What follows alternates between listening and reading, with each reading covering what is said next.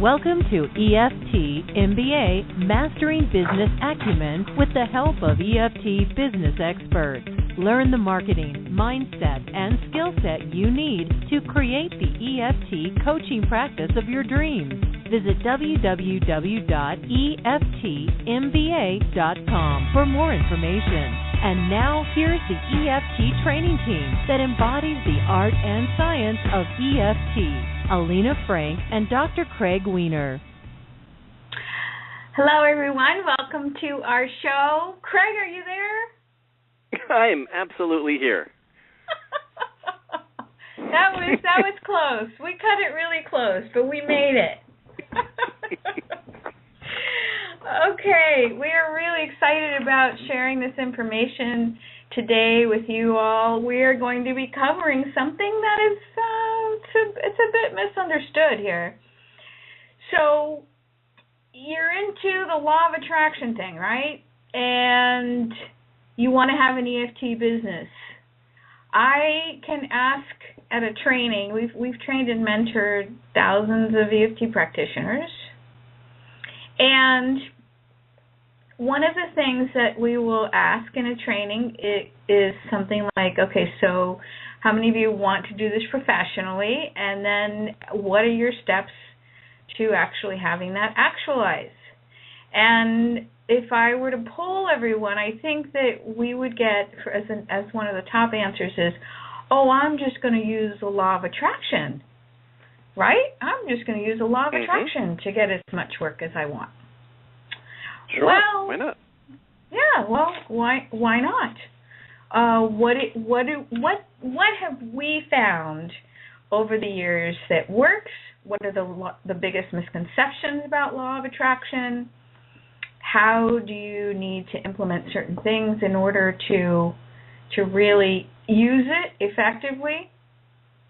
And so we're going to go and teach you the top 3 most powerful and effective ways to put law of attraction to work in your EFT coaching business. But before we do that, I would like to give out the phone number in case there is someone out there that wants to have us answer your questions live. I'm just pulling up the right window. Okay. So if you want to call in, our number is 347-215-6833. That's 347-215-6833. And you can find all of our shows on our website, EFTtappingtraining.com. All right, Craig. So when did you learn about the law of attraction? Let's see. Law of attraction. When I think of law of attraction, I scan over kind of how it's reached out through the media, how it's gotten to people. So I think about, how's it come out through, for example, Esther Hicks and the work of Abraham. How's it reached out through the movie The Secret, and a lot of other ways, but those have been most recent. And, the concept is that whatever you're vibrating at, whatever frequency you're at, whatever, you're not just saying to the world like, oh, I love everything about my life, but whatever it is you're resonating with and you're feeling is the kind of concentric circles vibration that you're putting out to the universe, and then what it's going to do is it's going to attract people that feel a similar way, and it's going to attract to you what it is that you're putting out there, right? So that's, I think, the basic premise. Can you answer something for me? Let's say I'm a complete novice at this, and I don't understand this woo-woo terminology. The whole thing. Can you explain vibration? What the heck is that?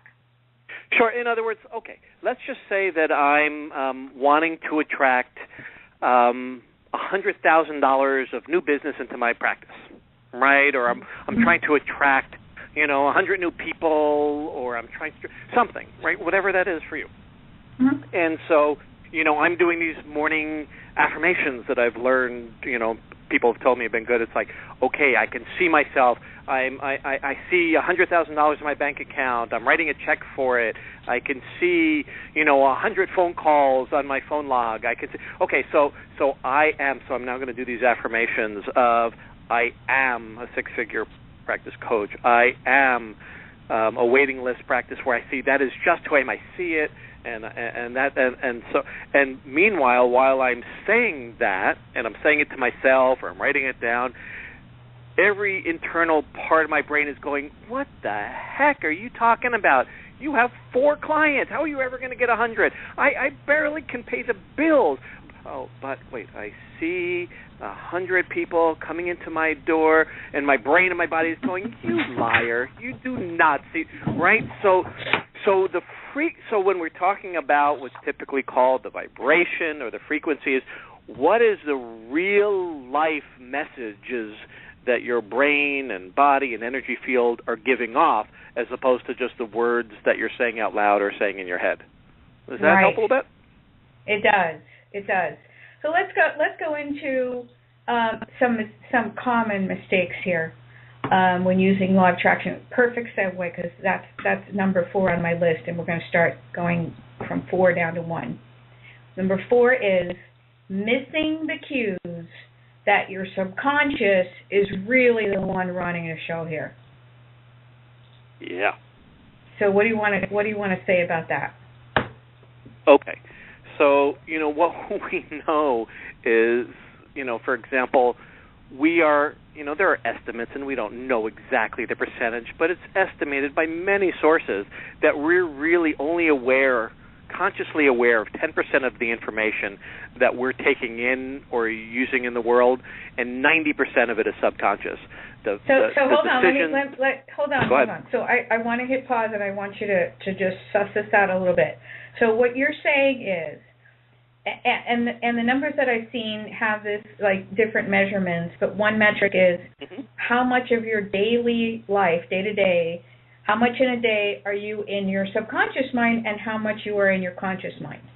And the number is dramatic. I mean, it's like I've seen numbers up to like 90+% of our day is lived in our subconscious versus the conscious. Now, when we are consciously making affirmations, when we are consciously writing a check, when we are consciously telling people about what we want to manifest, or we are visualizing, all of that could be under the category of just 10% of what goes on in your day, yeah? Yeah. And so much of what we do in that day is by rote and by habit, and we know that habit is driven by the actions of the past. Exactly. Right? So if actions and choices and beliefs are driven by the actions of the past, and that is not what we are trying to create. In other words, our past, there are failures. In our past, there are examples of when we tried to go for something great and we didn't achieve them. In our past, we've had high hopes and affirmations that haven't worked, but we're trying again. Guess what? We are being driven in the current by the past, and the habits and the decisions and the beliefs and the things that are, the tapes that are running in our mind all day are driven by the past, which often isn't as good as what we're trying to create. Right. So therefore, what we're saying. Go ahead. Go ahead. No, what I was going to say is. Yeah. So what I was going to say is, what I wanted to say besides that, you're most of what you're doing, right, is driven subconsciously, which you're not even aware of what the most of the time you're not really aware of what that message is that you're sending out. But missing the cues that your subconscious is running the show, and not in a good way, are things like you have 5 clients scheduled and 3 of them cancel, or you have a bunch of no-shows, or you set out to, this is the year you're going to write that book, and the end of the year rolls around and you maybe started an outline. So all of that information is useful in knowing who's really running the show. You've been trying law of attraction, you've been trying and focusing and visualizing, and still no results. That's what's going on. You're not looking deeper. You're not looking at what's happening on a subconscious level that's preventing me from achieving what I want to. Okay. Yes. Great. Number three. Most common mistake. 3 most common mistake is that if you just align vibrationally with what you want, then poof, it happens. So what I want to say about that is that you have to take action. And this is what I just wanted to segue what you were saying before about behavior. So this is the behavior part. This is that you're acting as if this is already coming to you on a consistent basis. And I'm sorry, but I have not met anyone who has succeeded in any business, in any endeavor, that has not acted in some way to achieve it. You want to add anything to that? Right. In other words, action is part of manifestation.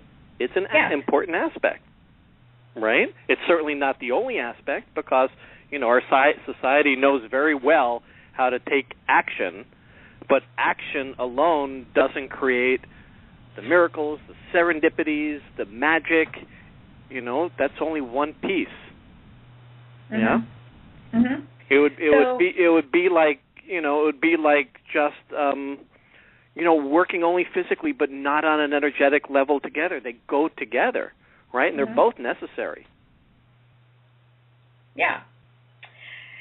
And so the thing to do here is to feel out the appropriate right action and take it. Take it. Keep moving towards your goal. And I'm sorry, you're going to have to take action. I know you want to be the Buddha in the lotus position, calling everything in. It doesn't really work that way in this 3D reality. That's why in our manifestation workshop we talk about the mature ego, that part of our being that can get stuff done in this 3D material reality, and aligning it with your soul purpose, the energetic part of who you are. Getting those two in alignment is really the key to getting anything that you want here. Okay, so mistake number 2 is that people stop just short because they lose patience. They feel frustrated that things aren't happening, and they quit. I just talked to two people that on consults last week, and that was exactly the dynamic that was happening for them. They had done this, and that thing. When I asked them, well, what did you do towards creating the business of your dreams? Well, I did this, and that. And so how long a period was that? And then what? Well, nothing. Nothing happened, so I quit. Craig? Are you speaking about, so you're talking about persistence now? Totally. Okay. So just because something doesn't happen, right, if we're tapping into law of attraction, law of attraction doesn't speak to immediacy or automatic response time, right? Mm-hmm. Right. But things are happening in the unseen. Yeah, isn't the challenge that pause, right? The challenge is that patience and that surrendering and lack of expectation because we don't know how it's going to come back to us and we don't know when it's going to come back to us. And that is a huge challenge to be able to, in a sense, like put that into the river and let that go, or let that go in a hot air balloon and not know exactly when it's going to come back. And how do you still know that you want something? And so, even in wanting, there's some attachment, and then letting go of that to have it come back however and whenever it will, I'd say is not easy. Right. That's a challenge for a lot of people, myself included. Right. Okay, and then the last one here that I've got, and then we'll go into showing you what you should be doing, is that many people stop. This is something that I see so much of. That's why I put it as number 1. I see this so much. I need to do some tapping because it irritates me. It irritates me because this is the biggest misconception about law of attraction that I see with all teachers. And I've actually been a student of law of attraction. Really, the way that I feel about it is since age 8. And that's when my parents started going to Unity, and we started, my Sunday school teacher would have us play with energy and manifestation. So I've been at this a long time. So I look around the landscape and I see that people are getting this one wrong all the time. Okay, you fire off a rocket of desire. Esther Hicks speak here. You have something, you got clarity around it. This is what I really want. I really want this. I really want this.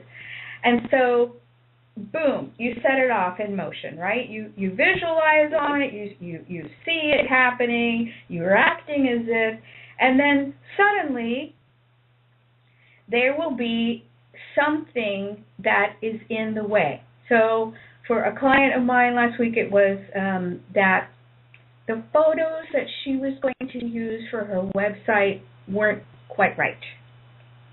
Okay. or that the licensing, she needed to do some kind of somebody else needed to do special kind of licensing, and the people from that office in her state didn't call her back. Okay. That is enough to make people stop because they tell themselves, oh, this is a sign that I shouldn't be doing this. Well, guess what, guys? More likely, it's your ego telling you not to go through that hurdle because it doesn't want to be rejected. It doesn't want to be hurt again. You failed 50 times before. That's what it really is. Damn that subconscious. Yeah.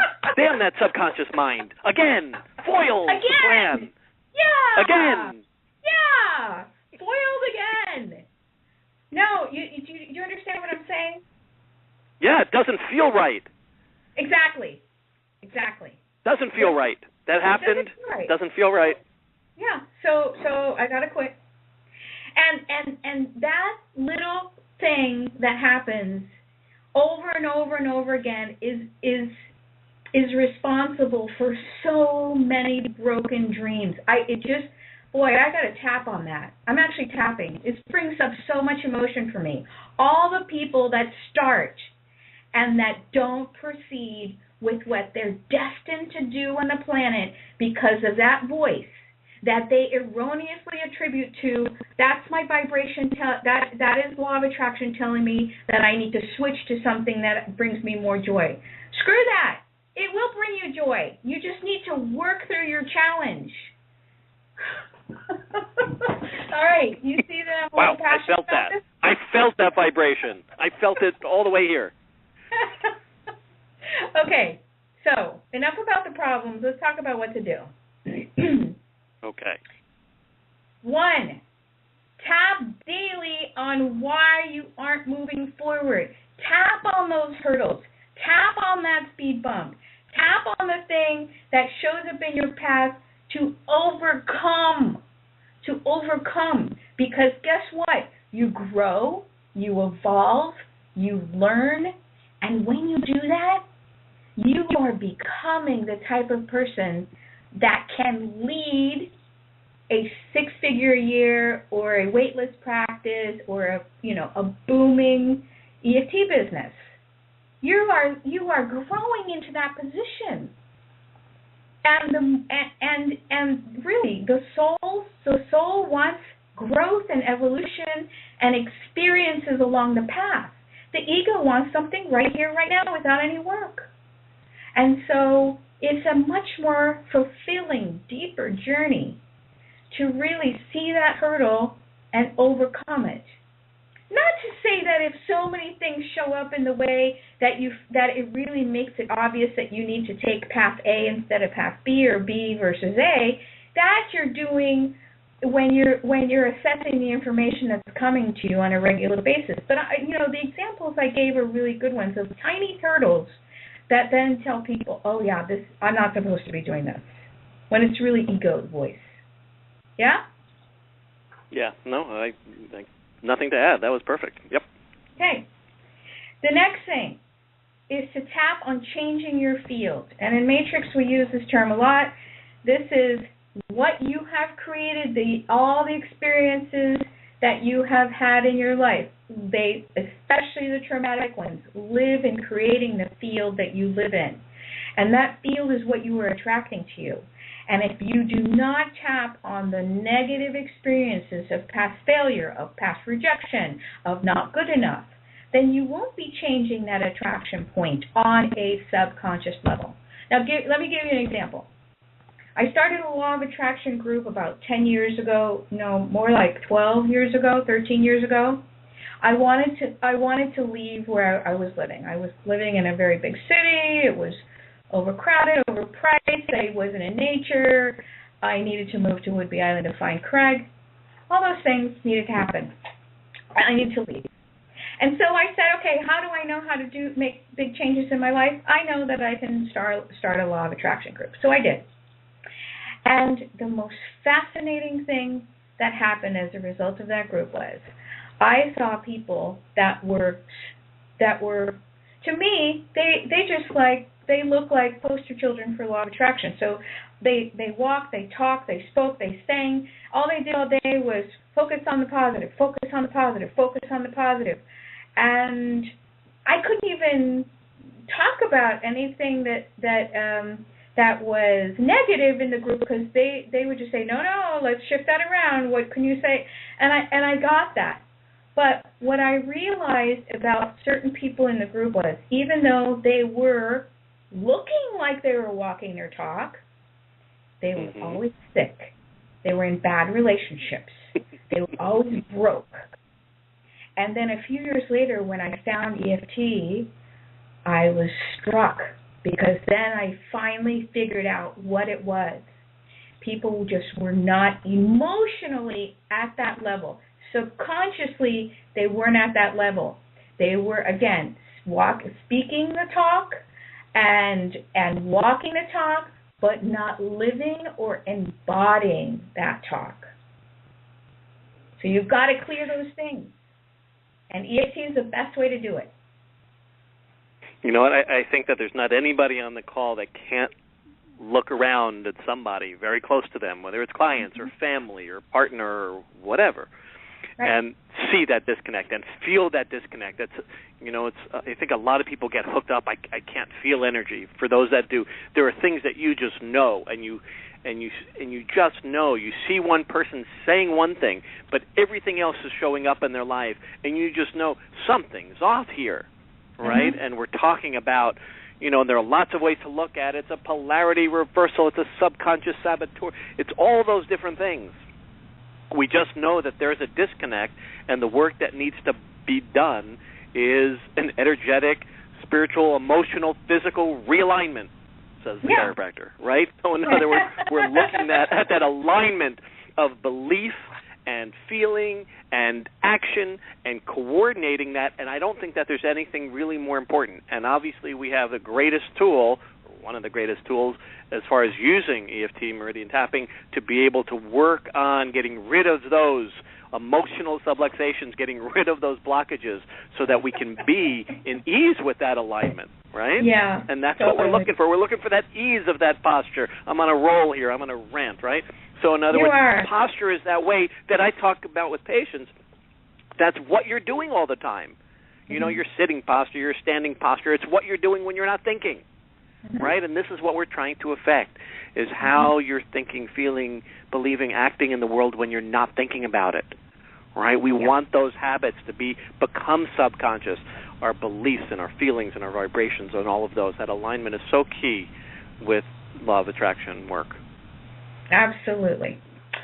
And so that brings me to the most powerful thing that you can do, besides tapping on changing your field, using matrix reimprinting to create positive images in the field, tapping on why you aren't moving forward, like Craig said, those saboteurs, those negative belief patterns, all of that.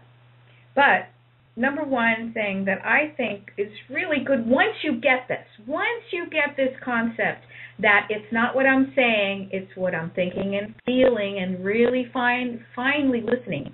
Instead of tapping on these affirmations, okay, I'm great, everything's wonderful, your job, and when I explain this to people, it's like I can see they just light up, they finally get it. That the tapping on positives is only there, really, the best use of tapping on a positive in my book, and yes, I know about EFT cousins. The jury's still out for me about all of that. The best way to use EFT, saying positive statements, is for the gold that it gives you about your subconscious mind. So let's go through a little round here, and you pay attention, like make your ears bigger and really listen to your internal dialogue about these. And don't gloss them over, because like my friend Kia likes to say, you put icing on a pile of shit, it's still going to stink. All right, so let's tap. Does it matter where you tap? No, not at all. You're activating your meridian system, and you're really listening to what your subconscious now is going to give you as gold. Okay, here we go. I have all the clients I need and want. I have all the clients that I need and want. My products sell consistently. My products sell consistently all the time. I have an endless supply of brilliant and inspiring business ideas. I have an absolutely endless supply of brilliant business ideas.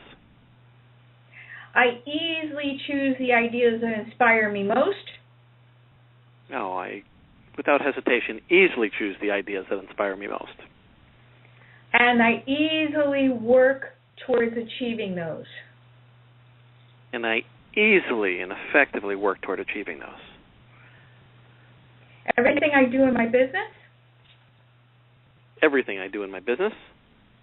is supported by the universe. Is supported by the universe for me. I make as much money as I want to. I make as much money as I want. And again, this was a big one for me, so I'm just going to repeat it. And again, I am completely supported by Creator. And I am completely and absolutely supported by God, Creator. Okay. All right. Now, if I were to tell you, oh yeah, tap on this every day for the next 21 days, you're going to get what you want, that would be foolish. The reason to tap on these again is for you to get in the habit of listening to that small voice, the ego, that part of you that stops you from really going out there and having the business of your dreams. So I hope that this show has been very useful to you. If you like the work that we do here on the podcast, we invite you to check out the EFT MBA program. We're accepting applications. It's a 6-month program, and we'll see if it's a good fit once you apply online, and we set up a brief interview with you. So we'll start in April. We start back up. And I have to shout out to our current EFT MBA group. I mean, aren't you just so proud of them, Craig? I am. Every day I'm seeing like another step, and them stepping out on social media, and a presentation that they just gave for the first time, and a collaboration or joint venture that they just, were scared to do, and they reached out and now feels easy after the fact. Just so every day I'm seeing some way in which they're stretching and expanding, and like somebody said the other day, there's no way I'd be doing this if it wasn't for this program right now. So a huge shout out of courage, and just I'm so proud of them. Yeah, it's good. It's really good work. Thank you very much, and we'll be joining you in a couple weeks. We're going to be having a show on the Northwest Tappers Gathering here in the Pacific Northwest, our annual fundraiser, and we'll be sharing some information. March 1st. And you can check that out at nwtappersgathering.com, and the upcoming show will have all of the presenters giving a brief chat about what it is they're going to be presenting. It's going to be a great show. So thank you all. Great, and you know what? I just want to put a shout. Yeah, I just want to put a shout out that at the, on where most of the people are watching it, you can comment there. So please, we love your feedback. We love your comments, your ideas, and how you're using this work in any way. Can you be more clear? What are you talking about? No, I'm going to let you be more clear. That at where most people are watching this on the website, on the EFTtappingtraining.com. Yes, on EFTtappingtraining.com. At the very bottom of that, you can post a Facebook comment or so, and that's the best way that we get your feedback and ideas and know what you're loving and know what you're not. And so I just want to put a shout out and encouragement for that. We love it. Another shout out. Go check out the previous show. The previous show that we did was 22 seconds talking about your elevator speech, and we ran a contest. And so go and check that out. I'm not going to give anything away, but the person that won did a brilliant job of uncovering all the mistakes that we made in our elevator speech. So shout out to her. She won. Okay? And you want to all right. Thank you, everybody. We'll see you next time. And keep on tapping. For sure. You have been listening to EFT MBA with Elena Frank and Dr. Craig Weiner. To get your free report on the 5 secrets to create a rockin' EFT practice and to learn more about the EFT MBA program, visit www.eftmba.com.